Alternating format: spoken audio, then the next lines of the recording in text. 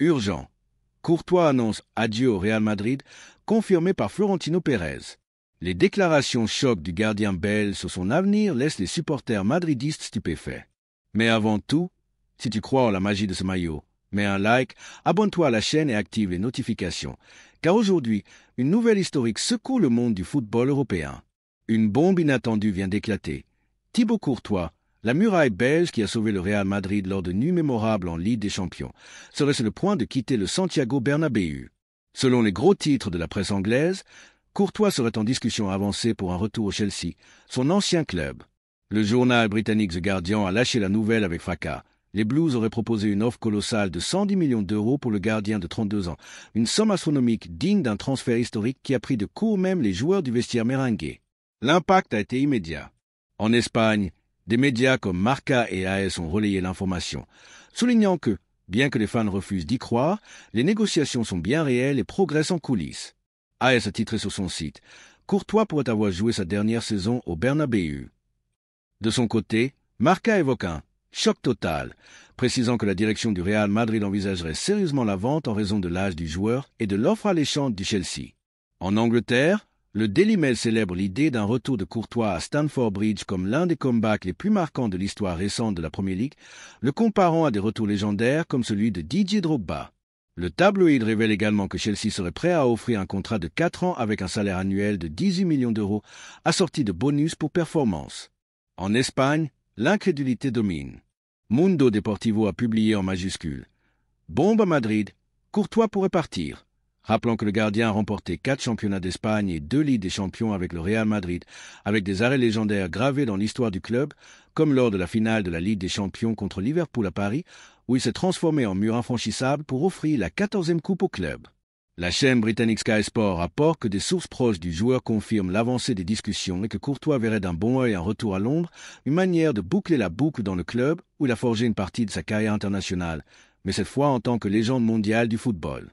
En Espagne, des journalistes comme Josep Pedrerol, dans l'émission El Chiringuito, ont abordé le sujet avec une intensité dramatique, presque funèbre. Pedrerol a déclaré en direct « Nous assistons peut-être à la fin d'une ère. Courtois est irremplaçable. Cette vente pourrait laisser des blessures profondes dans le cœur des madridistes. » En moins de 24 heures, le nom de Courtois est devenu l'un des sujets les plus discutés sur les réseaux sociaux, non seulement en Espagne, mais dans toute l'Europe. Des hashtags comme « Merci Courtois » et « Courtois Chelsea » se sont envolés parmi les tendances sur Twitter. Ce qui semblait inimaginable il y a quelques mois est désormais une réalité tangible. L'idole, symbole d'une ère de triomphe, pourrait troquer le maillot blanc du Real Madrid pour celui des Blues. Côté Real Madrid, l'entraîneur Xavi Alonso n'a pas caché sa frustration lors d'une interview après un entraînement à Valdebeba. Ému, il a déclaré « Trouver un gardien avec la lecture tactique, la sérénité et la froideur de Courtois est impossible. Ce n'est pas seulement un joueur, c'est un leader, une référence pour les jeunes et un pilier sur en dehors du terrain. Si la direction choisit de le vendre, ce sera une perte colossale pour le club. » Selon des sources proches, Alonso aurait même exprimé son mécontentement directement aux dirigeants, conscient que l'offre est financièrement séduisante, mais qu'elle représente un risque sportif majeur, surtout pour les grandes soirées de Ligue des Champions où Courtois a souvent fait la différence. De l'autre côté de la Manche, Chelsea jubile à l'idée d'un retour qui pourrait marquer une nouvelle ère. L'entraîneur des Blues, Enzo Maresca, a évité de confirmer les négociations, mais n'a pas tari d'éloges. Courtois est l'un des meilleurs gardiens du monde, peut-être le plus décisif de la dernière décennie.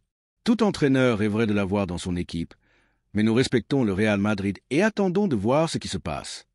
Maresca, qui a récemment conduit Chelsea à des titres majeurs, sait que recruter Courtois ne serait pas seulement un renfort technique, mais un symbole du retour du club sur le devant de la scène mondiale.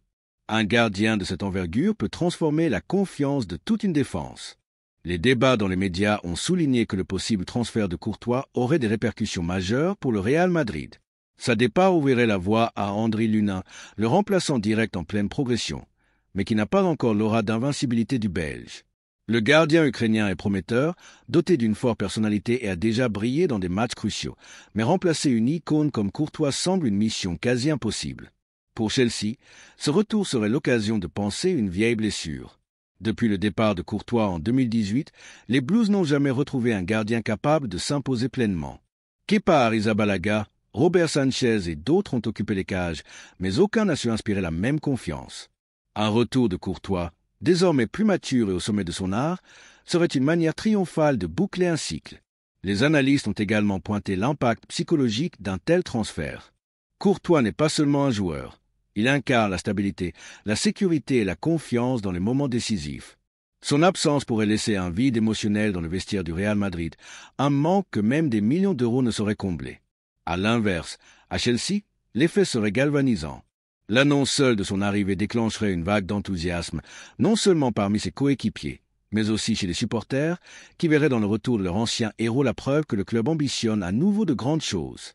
Les joueurs des deux équipes n'ont pas gardé le silence, et leurs déclarations ont fait le tour du monde, ajoutant encore plus de drame à cette saga déjà électrisante. Au Real Madrid, Vinicius Junior, qui a développé une complicité unique avec Courtois au fil des années, s'est exprimé en premier.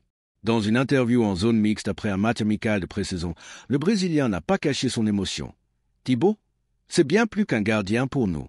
C'est un leader, un frère dans le vestiaire. Il nous a sauvés dans des moments qui semblaient désespérés. Si c'est vraiment un adieu, ce sera très dur pour nous tous. » Federico Valverde, lui, a mis en avant l'esprit compétitif du Belge. « J'ai souvent foulé la pelouse en sachant qu'avec Courtois derrière nous, rien ne pouvait mal tourner. Il dégage une confiance incroyable. Sa perte est quelque chose que personne ne voulait affronter maintenant. » Jude Bellingham, étoile montante de l'effectif, a également souligné l'impact de Courtois sur les jeunes. « Quand je suis arrivé, Thibaut a été l'un des premiers à m'aider à m'adapter. Il me disait « Joue librement, je suis là pour te couvrir. » Ce genre de présence est irremplaçable. À Chelsea, les réactions étaient empreintes d'excitation. Le défenseur et capitaine Reece James n'a pas contenu son enthousiasme face aux rumeurs. Courtois est une légende.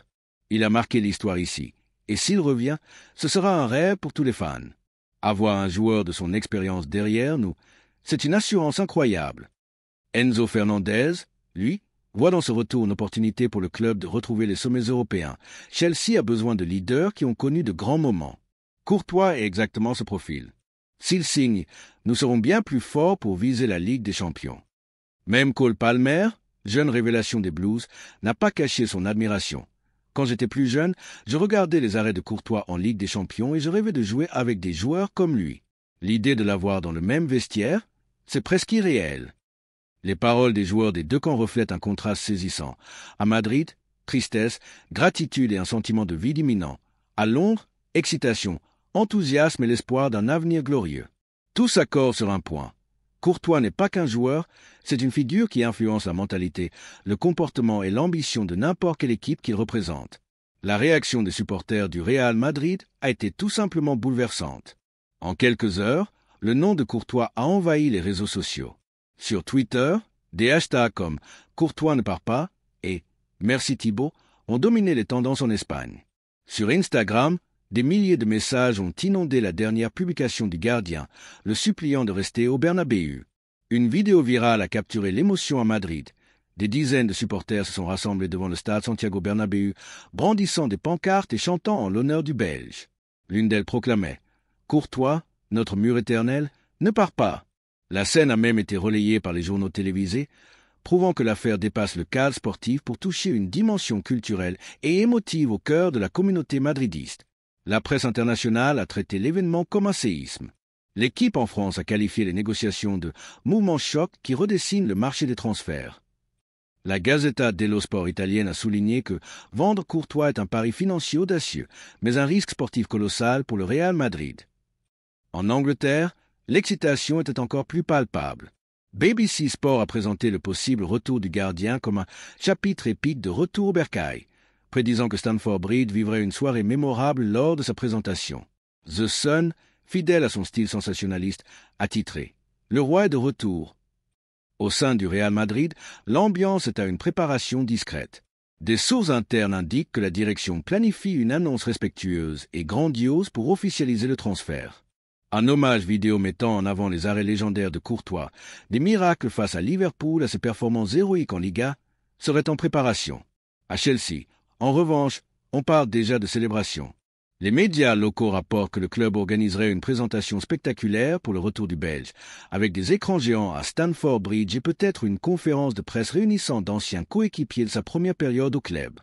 Le département marketing des Blues voit dans ce retour une opportunité en or pour raviver la passion des supporters et booster les ventes de maillots. L'onde de choc a dépassé l'Europe. En Amérique du Sud, des journaux comme Olé et Globo Esport ont analysé l'impact de ce transfert sur les fans du Real Madrid, notamment les Brésiliens proches de Vinicius Junior et Rodrigo. En Belgique, pays natal de Courtois, les titres étaient empreints de fierté. Notre géant revient en Premier League pour régner à nouveau. Tout semble indiquer que l'annonce officielle est imminente. Le silence stratégique des clubs, les déclarations émues de Courtois à ses coéquipiers et une base de supporters partagés entre indignation et résignation renforcent cette impression. Selon des sources proches du joueur, Courtois se serait confié dans le vestiaire, ouvrant son cœur à ses camarades. D'après ses témoignages, il aurait déclaré « Ému, ces années à défendre ce blason ont été inoubliables. J'aime le Real Madrid et ses supporters, mais je comprends que la direction voit ce transfert comme une opportunité stratégique. Si c'est mon dernier acte ici, je pars avec une gratitude éternelle. Vous aurez toujours un Madridista en moi. » Ces mots, relayés par la presse espagnole, ont eu l'effet d'une bombe. Certains joueurs n'ont pu retenir leurs larmes, tandis que d'autres restaient silencieux, incrédules face à ce qu'ils entendaient. Dans le vestiaire, habitués aux victoires et aux triomphes, ce moment de séparation laissera des traces profondes. Du côté de la direction, la décision a été difficile mais jugée inévitable. Une offre de 110 millions d'euros est impossible à ignorer, surtout pour un gardien de 32 ans. La confiance en la progression d'Andry Lunin a également pesé dans la balance. Mais pour les supporters, aucune justification ne semble suffisante pour accepter le départ d'un géant. À Londres, les préparatifs pour une fête grandiose sont déjà en cours. Chelsea envisage une présentation spectaculaire de Courtois à Stamford Bridge, promettant un stade plein pour accueillir son retour. Les fans des Blues, qui n'ont jamais totalement digéré son départ en 2018, célèbrent ce retour comme un acte de rédemption, une retrouvaille entre un idole et son ancien club. La presse n'a pas manqué de souligner le symbole de ce transfert. Courtois n'est pas qu'un simple renfort, il incarne la capacité du marché du football moderne à réécrire des histoires, à briser les certitudes et à créer des récits dignes d'un scénario hollywoodien. Pour le Real Madrid, c'est la douleur de l'adieu. Courtois ne sera pas seulement célébré pour ses arrêts miraculeux, mais pour ce qu'il représentait. Leadership, sérénité dans le chaos, une muraille qui permettait à des stars comme Vinicius, Bellingham et Modric de briller sans crainte. Son départ marque bel et bien la fin d'une ère. La question qui résonne désormais dans les couloirs du Bernabéu et dans le cœur des supporters madridistes est la suivante. Qui pourra remplacer Courtois? Un chapitre se ferme à Madrid, un autre s'ouvre à Londres. Le football, une fois encore, prouve qu'il est imprévisible, cruel et passionnant à la fois. Et toi, qu'en penses-tu? Crois-tu que Courtois devrait vraiment quitter le Real Madrid pour retourner à Chelsea, ou le club devrait-il se battre jusqu'au bout pour le retenir? Partage ton avis en commentaire, car je mettrai en avant le meilleur pour que tout le monde le voie. Actualité brûlante du Real Madrid. Ancelotti tire parti de la sélection brésilienne pour aider son ancien club. Lucas Vazquez trouve une nouvelle équipe, une polémique évitée pour Lenny Yoro et des cris racistes visant Vinicius et Mbappé.